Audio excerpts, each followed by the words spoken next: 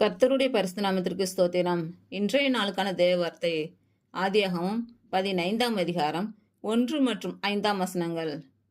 நீ பயப்படாதே, நான் உனக்கு கேடகமும் உனக்கு மகா பெரிய பலனுமாய் இருக்கிறேன் என்றார். நீ வானத்தை அண்ணாந்து பார், நட்சத்திரங்களை எண்ண உன்னாலே கூடுமானால் அவைகளை எண்ணு என்று சொல்லி அவனை நோக்கி, உன் சந்ததி இவ்வண்ணமாய் இருக்கும் என்றார்.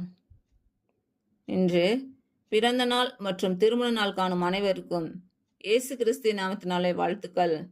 கர்த்தர் உங்கள் பலவீனங்களை மாற்றி உங்களுக்கு பலத்தை கட்டளையிடுவாராக.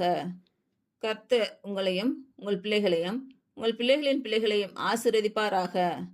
கர்த்தர் உங்களோடு இருந்து உங்கள் பணிகளையும் பயணங்களையும் ஆசீர்வதிப்பாராக. ஆமேன்.